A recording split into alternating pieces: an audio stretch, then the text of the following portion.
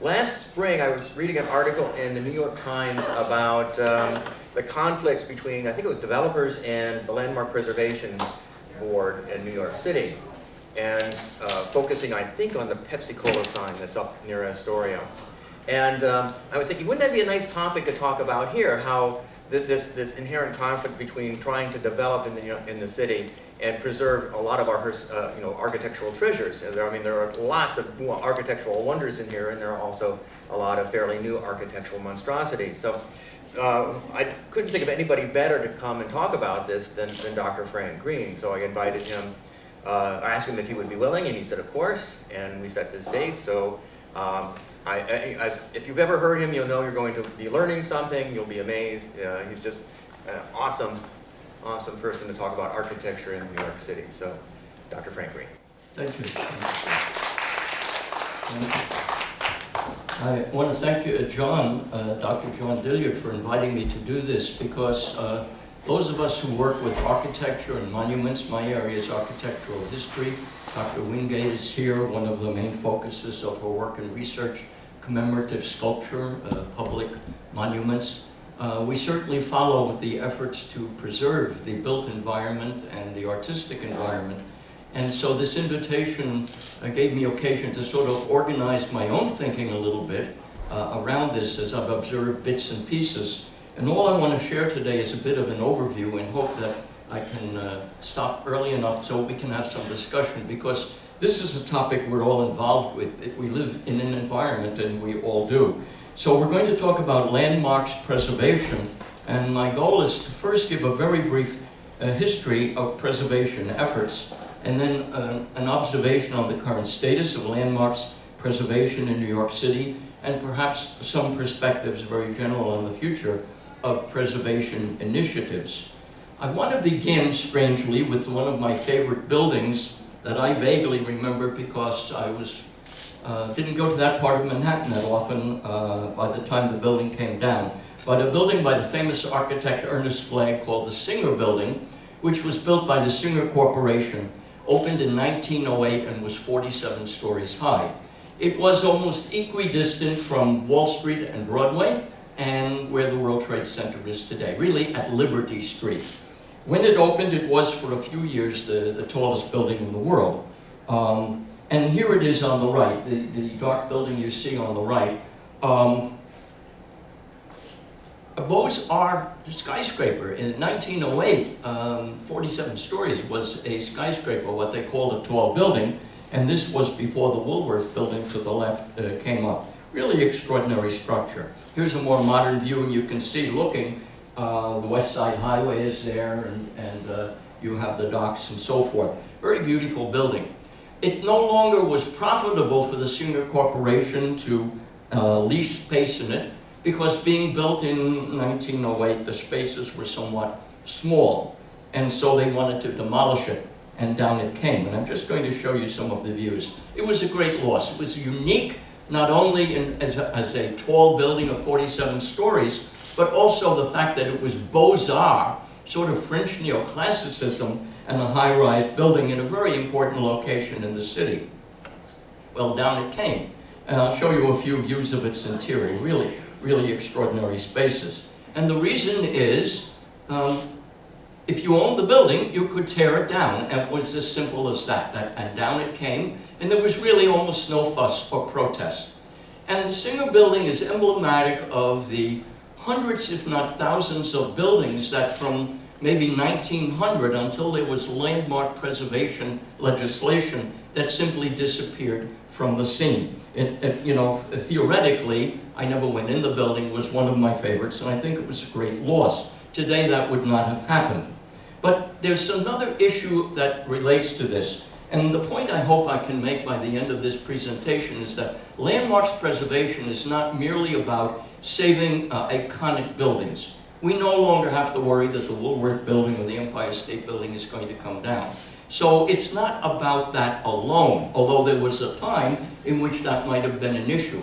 But there are many other issues, and one of them would seem to have very little bit about it, but I'll pose the problem. At the time, the building maybe was no longer ideal for office space, But in the early 1960s, there was no concept of recycling a building for other types of use. Absolutely no imagination whatsoever. So when a building like this was no longer prime for office space, it had to come down. And it took somebody to think that a building like this could be recycled. For example, it could have become apartments. There weren't condos in those days. It could have been given or sold to a university as a graduate center for offices and classrooms. It could have become what we call today a boutique hotel. No possibility in the thinking. That happened in France with this building. And I may seem to be going afield, but this idea of recycling buildings is only what permitted the possibility of being able to landmark a building without being utterly unfair to the owner. This railroad station, called the Gare d'Orsay, right on the River Seine in Paris, there were so many railroad stations in Paris based on whether you go north or west, east or whatever. It had been closed since 1939. The line that it served to the south and west had become obsolete. And it had stayed empty through the war and into the 50s, and finally in the early 60s, there was a plan to demolish the building. It was beautiful, but what could you do? We didn't need a railroad station. It's called the Gare d'Orsay, Paris. Here's a view of its interior. The president at the time, Valéry Giscard d'Estaing, working with the Milanese architect Gaeolenti, came up with a proposal that it not be a railroad station, but become a museum. And anyone who's been to Paris has visited it. It became a wing, if you will, or an addendum to the Louvre, which was overcrowded, taking all the 19th century French art out of the Louvre and putting it here, and it was no longer called the Louvre, it was called the Musée d'Orsay, or the MO. Now, this makes perfect sense, but this was revolutionary when this was done in the early 1970s, finally opened in the early 1980s. Nothing like this had ever been done. And like many things that are obvious, but we don't get it until somebody thinks of it, then throughout Europe and America, suddenly, all these kinds of reconversions began to take place. But this was a landmark moment. And so take a look at the tracks. And here we see Gaeolenti. It's the same view with her installed artwork where the tracks had been. And of course, if you've been there, you go up at the top with this full light, you see the Impressionist paintings in the light they were meant to be seen in. This was revolutionary. She went on to do this in Spain, in Madrid, in another building, and suddenly everyone figured out this is what can happen. But lacking that imagination, the owner of a building like the Singer Building faced a real problem. If it wasn't ideal for the offices that they had 40 or 50 years ago, the building had to come down. So that's one aspect of it. The real crisis came, and I know many of you know this, but I'd like to review it briefly. In 1964, the Singer Building may have come down without much notice, but Pennsylvania Station in New York. It was one of the most architectural wonders of the world, McKim, Mead, and White, from 31st to 33rd Street, from 7th Avenue to 8th Avenue, completely neoclassical. The firm, of course, McKim, Mead, and White, actually opened in 1913, but was really functional in 1911, a fine example of neoclassicism. I just showed some views. All we'd like to do is just look at these views for the rest of the time and then go and have coffee afterwards because they were so beautiful. Based on the Roman baths of Caracalla, using structural steel and glass, this was the interior. This great space, whether you were leaving the city or coming into it, that said, "Welcome to New York." And from the time it opened, it was acknowledged as one of the modern architectural wonders of the world. You would go down to the tracks. The entrances were not in glass and steel, but in Carrara marble. This is a complete archaeological reconstruction of the vaults of the baths of Caracalla. You can imagine coming out of the train, and it says, "This is New York City." All right? Today we arrive in an airport, and one critic said we sort of move from the plane like rats through a little tunnel, and we out on the street waiting for our cab. There's no welcome into the city. But it's not just the welcome, it's the architecture. Well, what happened, of course, is things changed, and after the war, more people were taking automobiles. They were beginning to fly between cities. For a while, the bus seemed the future. But the problem really was mismanagement, because the railroad still had freight, privately owned railroad, the Pennsylvania. So to fill in the debt, they had this brilliant idea: we'll sell the station and use the money to fill in the gap. When any corporation begins to sell off its properties, you know that it is going to fail. It is just buying some time. And this is what they did. So for the first time, here are just some more views, there were protests, enormous protests. The building came down in 1963, but these protests began about 1960, 1961. But the problem was they owned the building and there were no landmark preservation laws, and you could do whatever you wanted with your property, and as you know, down it came. What wasn't carted off was dumped. There are still pieces of it in the Meadowlands which could be retrieved. Just an incredible disaster, and on it went the very unbeautiful Madison Square Garden which we have today. But they had the right to do that. We did need a new Madison Square Garden, but it didn't have to be there. And the interesting thing is, more than 15 years ago, the owners of Madison Square Garden declared the building is obsolete and needs to be torn down and rebuilt. We have instantly disposable buildings. We tear down this treasure to put up something that hasn't lasted 40 years. It hasn't come down because, you may have noticed in the last decade, as a stopgap, they've invested millions in refurbishing it, but the long-range plan is that that structure will come down and something else will go in its place. So here we have the protests, which came to nothing, and down came the Pennsylvania Station. Comparable to this, a little bit after, then they moved on Grand Central Station. Now, Grand Central Station, there was a proposal as early as 1954 by William ZECENDORF, the real estate developer, for the demolition of Grand Central Station.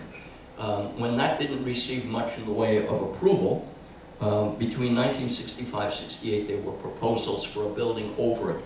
And I'm showing you two. These would look like a joke, but they were serious proposals, some of them by the architect Marcel Breuer, that were being considered to put stilts over Grand Central Station and raise. Now you could barely see that. It would diminish the station to nothing.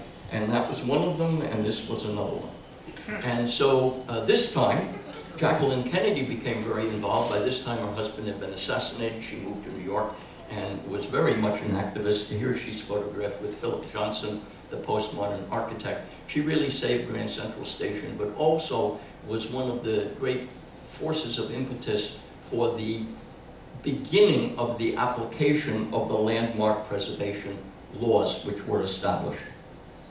They actually began before the Grand Central crisis, because in 1965, 2 years after the demolition of Penn Station, Mayor Robert F. Wagner signed a landmarks preservation law and established a landmarks preservation commission. And just to give you well, let's just stay with that for a moment.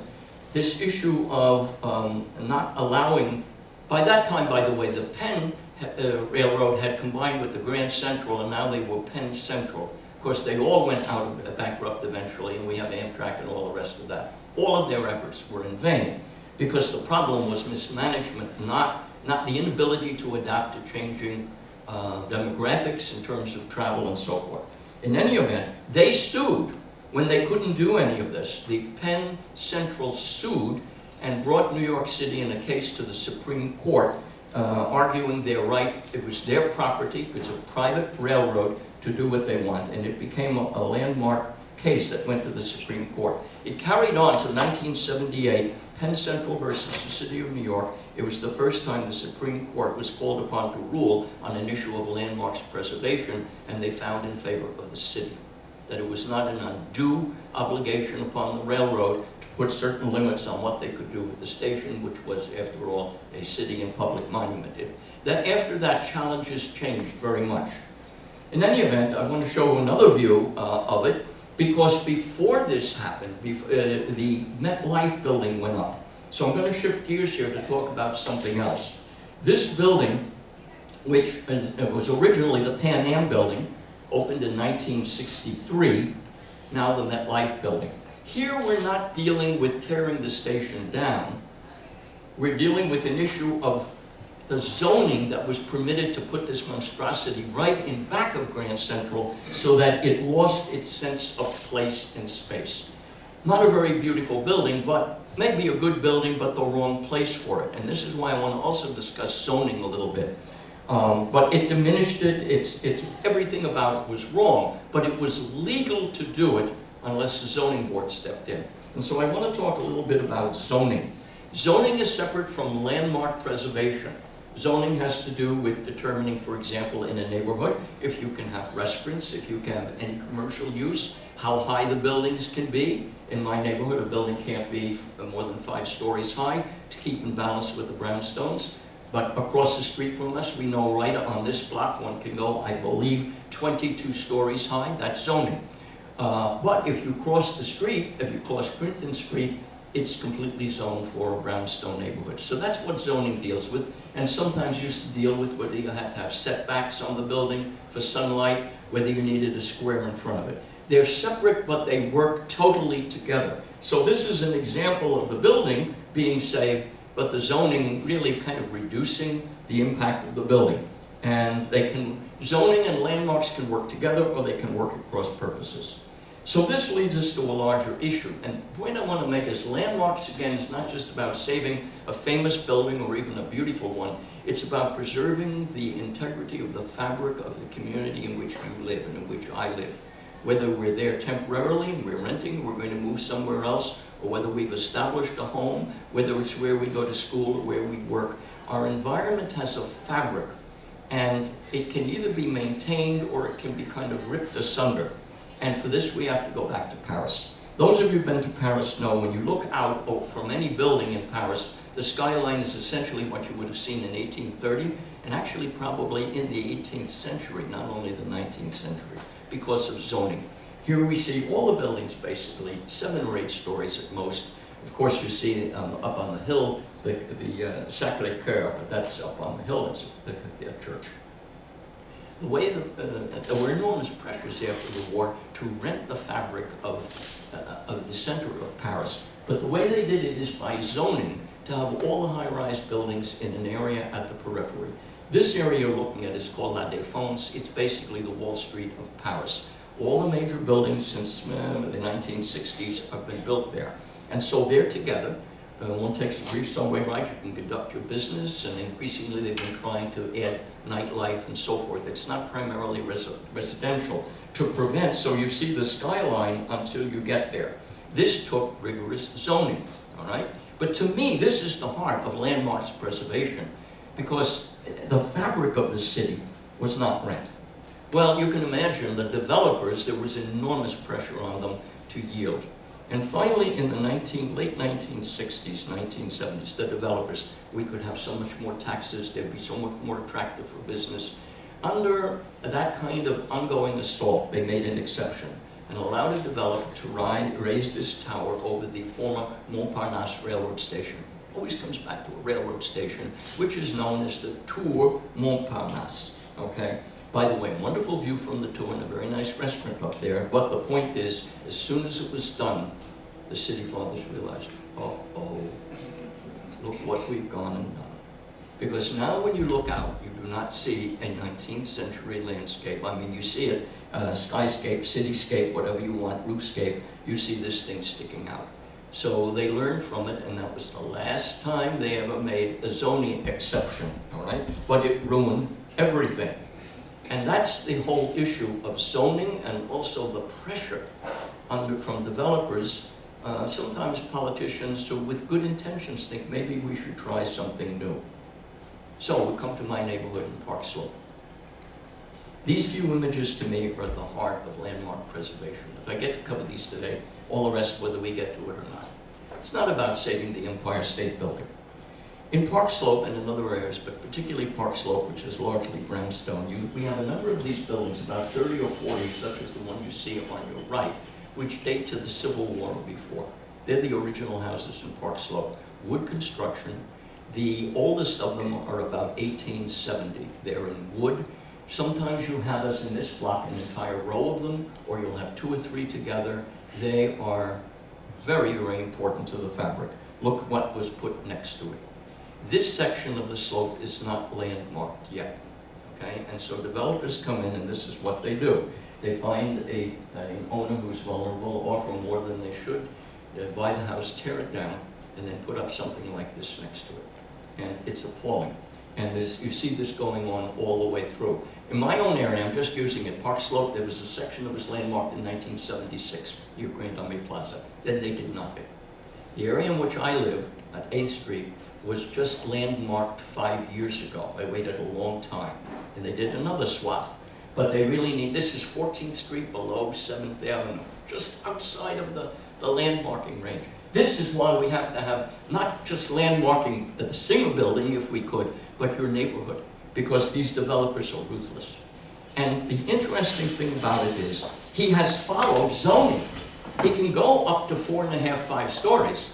He's not going 22 stories, but there's no restriction on what kind of style he can put.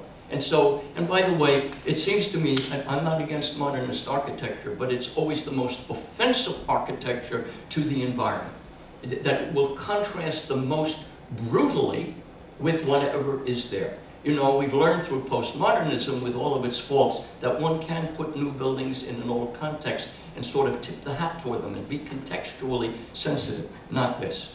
In every one of these cases, the developer comes in, buys the property, puts up the building, sells it to somebody who's going to rent it, and they're both out of there. And none of them live in the architectural mess that they've made. The developer is gone. And usually today, these are, strangely enough, not condos, but rentals, and even the owner isn't there. So this is, to me, the heart of the need for landmarking. I'll show you another one on another block, which has an interesting context of one of those early buildings, a very early 20th century apartment building. But you have to remember, as you come up the slope, these were the buildings that housed the workers who worked at the Ansonia Clock Factory and also down along the waterfront. They have their own historic value. So you put this offensive thing next to it, and it's happening way too often. Now, just some words about the current Landmark Preservation Commission. You see, there's the chair of the commission. There are 11 commissioners plus the chair, 12, plus currently about 70 staff members. That's not a lot to take care of all of that. So I'm going to begin by saying, I'm going to offer some caveats today, but we tip our hats to them. They work very hard. They are understaffed. And when we see the amount of things that the different commissions have done over the decades, we're not going to be nitpicking. But we need to be cautious because of the kinds of pressures we saw that took place in Paris with MONTPARNASSE. That's always present. In 2014, there were 1,355 landmark buildings in the 5 boroughs, 139 historic districts, and 117 interiors had been landmarked. They landmark interiors rarely because that really does tie down the owner. They try to say that the exterior has to be preserved. But I want to give a perspective on the numbers. The landmark buildings would be buildings like the Woolworth building and the Priceless building. With 139 historic districts, which are our neighborhoods, it's estimated that there are 34,000 landmark buildings in the 5 boroughs, if we go to the residential, okay? I just want to show you one of the recent ones. What I call the Williamsburg Savings Bank has recently been a landmark. Great success, okay? Should have been before, but it is. It's now being used, I believe, for religious purposes, but the point is the exterior cannot be changed. Now the building cannot be torn down. I'm not going to look at buildings today where I think they made a big mistake because that's second-guessing them. I can tell you, too, I've recently looked at that. I'm not even going to show the images. There's an area, if you know Manhattan, when you come out, going into Manhattan, you come out of the tunnel and you're going right, you're coming out of the Brooklyn Battery Tunnel and the World Trade Center. That area used to be called Little Syria. Half of that community was destroyed in the 40s to create the entrance to the Brooklyn Battery Tunnel, and almost the other half was destroyed in the first clearing for the first World Trade Center. There's a building, 7-story building, very beautiful building in brick that they asked to be landmarked, and the commissioners refused it. They have a preliminary committee. They said, we're not even passing it by. I personally think they made a mistake. It's both culturally and architecturally interesting. There is a Tammany Hall building off Union Square, rather beautiful, red brick, sort of British in its style. The exterior was landmarked, but the interior is a beautiful theater. And there's a developer who wants to turn it into offices. The Landmarks Commission refused to do so. So we can nitpick, all right? That's their judgment. I haven't been on the site of either of those buildings. So that's not going to be the approach. But these are the kinds of victories that I think continue all the time. But I want to talk today about, in part, what I think is the largest possible danger. The New York City Council proposal, which has now been enacted for revised procedures for the Landmark Preservation Commission, and this is it. It has been said that the commission moves too slowly, sometimes takes a year, 2 years, 3 years, 4 years, whatever, to decide a building. From now on, once a building is proposed, the commission has 1 year to make its decision. When a neighborhood is proposed, it has 2 years. If they do not act on it, it lapses and you cannot review it for 5 years. Now, the argument is this is going to move things along, the backlog. But the reality is it's creating, it's programming it in favor of the developers because it's impossible very often to do it within those limits. It's not that they're lazy, they have the staff they have, there are 11 of them and 70 staff, and they're doing their best. So often the angel of darkness comes as an angel of light.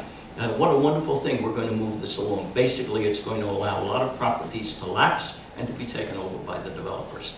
What troubles me particularly, by the way, let me just from my own neighborhood tell you, when it took 10 years for my little area in Park Slope to, to get the landmark status. 5 years of research, okay? Well, it took 5 years, excuse me, and it's been landmark 5 years. The document required was 700 pages of research.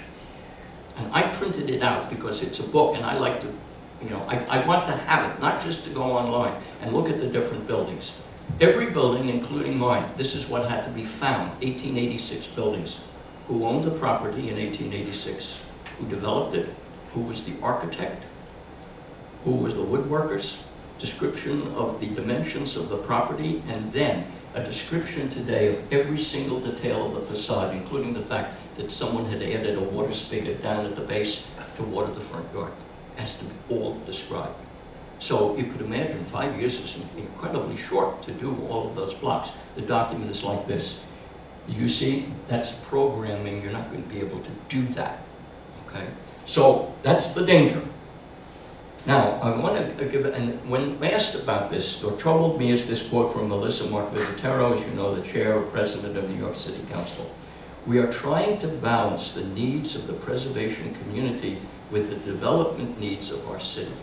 I don't like that statement at all as her justification for this. First of all, the statement reduces preservation to a special interest group, the preservation community. You know those folks, we have to take care of all the special interests. We are the preservation community. Every citizen of the city of New York is the preservation community. Balancing it, notice the way she phrases this, with the development needs of our city. It's that community against our city. All right, now whether this was phrased this way, usually people are very careful what they say. This is not good. And the one thing is, I think if we look around the city, or even as I come out of the college to go home on the subway in the last decade downtown, I don't think we have to worry too much about the development needs. They seem to be always being taken care of. It's preservation. So we have a reason for cautious need. This summer I had occasion, I was visiting in southern Jersey at a B&B, and the man who was running it with his wife had been on the New York Preservation Commission back in the 80s. And so I said, oh, I want to sit and talk with you for a while, because I knew I was going to give this talk at that time. And basically, you know, he keeps in touch. He must have been a major, he was in charge of the restoration of the Brooklyn Bridge and then the Chrysler Building. So he was at a high level back in the 1980s. He had a kind of negative view. His view, this is anecdotal, was, and he says he keeps in touch very much. In those days he lived in Queens, that the commission would rather get some of the buildings off the list than on it, and that when they could avoid putting something on the list, they would. Well, that's anecdotal, but I felt he is in touch. But what he told me, which is interesting, that when this began with Mayor Wagner, the appointment of the chair of Landmarks Preservation was a non-political appointment. Wagner chose the greatest scholar, the most passionate individual, and for decades, mayors, when they came in, wouldn't even replace the chair if the chair wanted to stay and things were working well. But when Giuliani came in, he said it became a political appointment. And it has been ever since, meaning every time somebody comes in, no matter how well they're doing, that person goes out, somebody else goes in.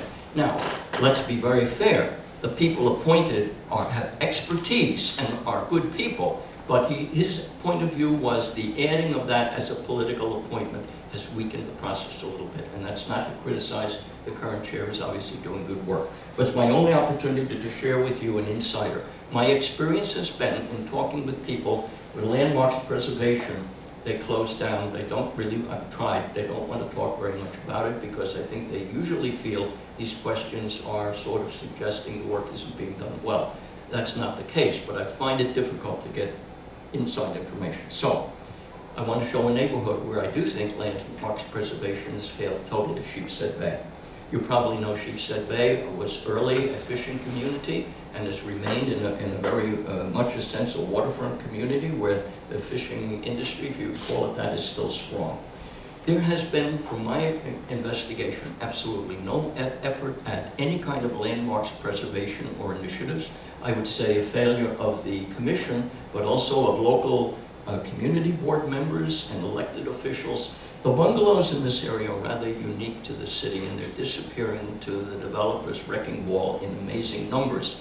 There's nothing quite like this. Sheepshead Bay is not like Coney Island.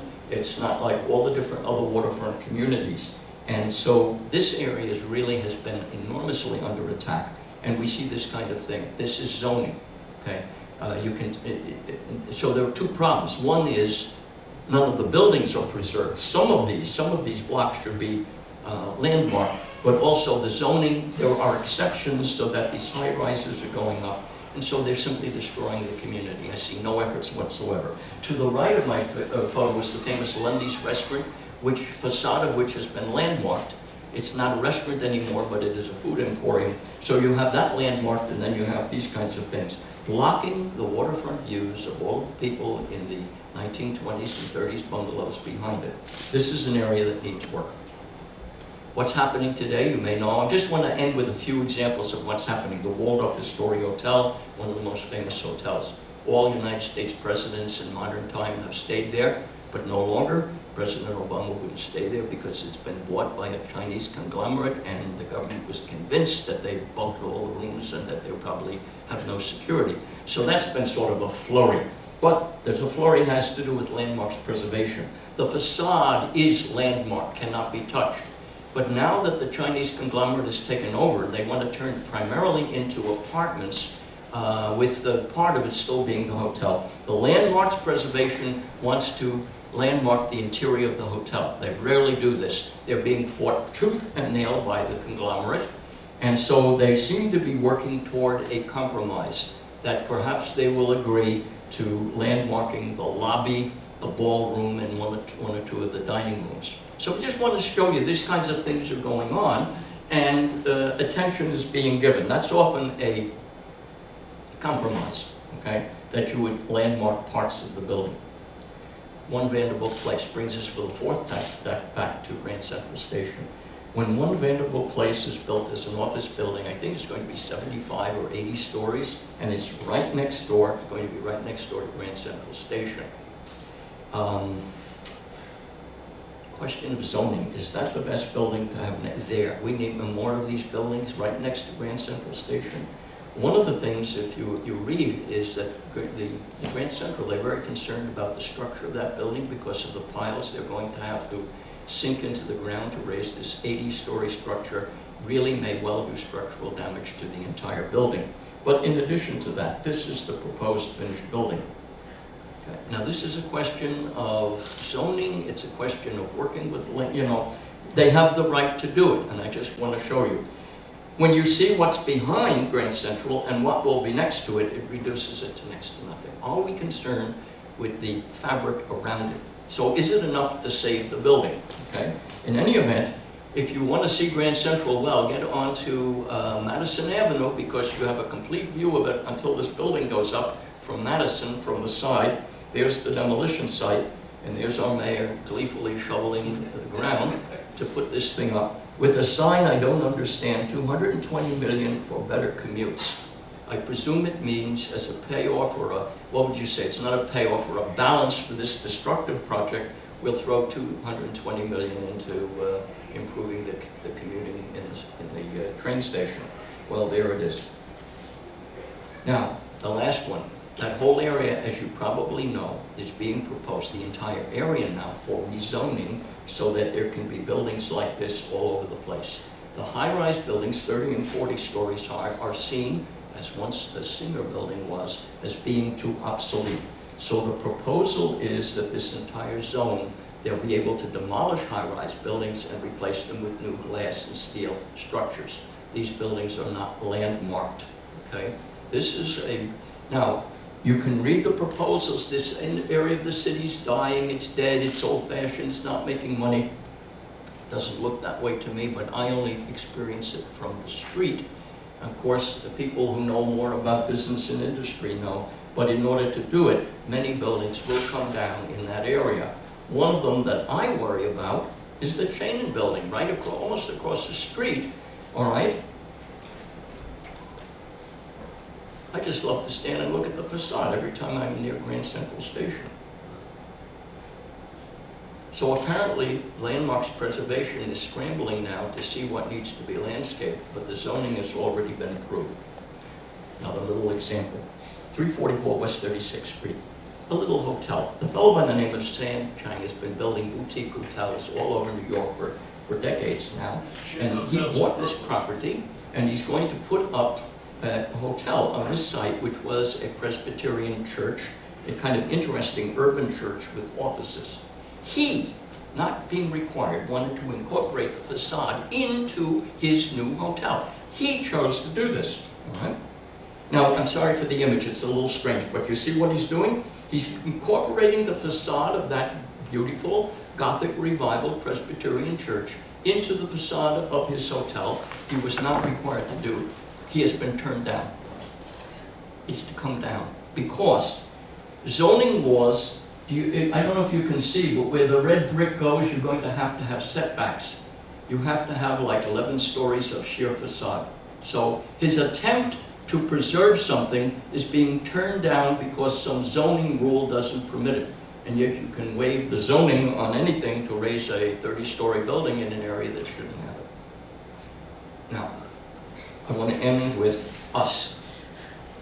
And I'm going to talk, therefore, very briefly about Robert Moses. And this is the point I'm... So, we're coming up to Election Day, and we all say all the time, what can I do? I can't make any difference, but we can when we vote. Sometimes we have to wait 2 years, sometimes we have to wait 4 years. But for all of those who say, what can I do?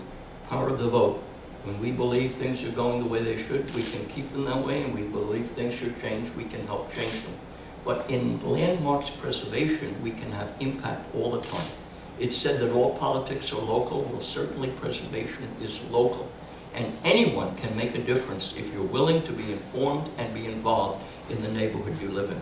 And the classic case, of course, was Robert Moses. I don't need to tell any of you a great deal about him, the great developer of the city. It's very fashionable to demonize him. If he didn't do what he did, when we go from Manhattan to Brooklyn, or from Brooklyn to Manhattan, we would do it by all side streets, and it would be 3 hours instead of 1.5. He certainly got things done, but we know that his problem was he had no regard for the fabric of neighborhoods. When he had a plan, all right, where people lived and what the buildings were of no regard. So in part, he's merited much of the demonization. If he had his way, we probably wouldn't be right here, because the Brooklyn-Queens Expressway would be going right through this street and so forth. He planned to have it turn right through Brooklyn Heights on its way out toward Bay Ridge.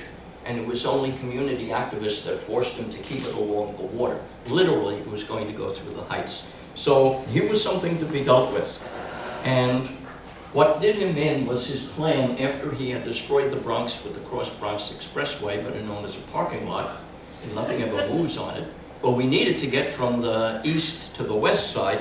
He had one plan for mid-Manhattan. It would have cut through Soho, Greenwich Village, Washington Square Park, didn't matter to him. Would have gone right through there, would have been gone. And this woman stopped him, Jane Jacobs. While raising 2 children, she began to organize, and she was the first to stop Robert Moses. And that expressway was not built. The excursion did not take place into Greenwich Village or into Washington Square Park and so forth. Now, she hadn't finished college. She did 2 years of college. But she was a writer. She wrote, she worked for journals. She was an intelligent woman. But that was brought up against her once she began to become an activist. Well, you don't even have credentials. But she showed what's possible. And Jane Jacobs is the one, and I would recommend, if anyone hasn't read it, her book, The Death and Life of Great American Cities, Jane Jacobs, which she had written and published before she began her major assault on the proposal by Robert Moses. I'm going to end just with 3 quotes from her. Intricate minglings of different uses in cities are not a form of chaos. You know, neighborhoods like the one you see in that photo, everything's sort of mixed. Instead of leveling it and putting up the glass tower that's going to be next to Grand Central Station. On the contrary, they represent a complex and highly developed form of order. There is a quality even meaner than outright ugliness or disorder. And this meaner quality is the dishonest mask of pretended order, achieved by ignoring or suppressing the real order that is struggling to exist and to be served. That's the fabric of your neighborhood, of my neighborhood, before the developers take it over. Finally, cities have the capability of providing something for everybody only when, because, and when they are created by everybody. She serves an example for what's possible. When we have a problem locally, what we need to do is see a local council person, community board member. Very often they're looking for a cause. They want to put something on their resume. They want to add something for the next time they run for office. And they're usually most at that level willing to listen. And if you're willing to work with them, change can be brought about. And Jane Jacobs has shown us the way. Thank you very much.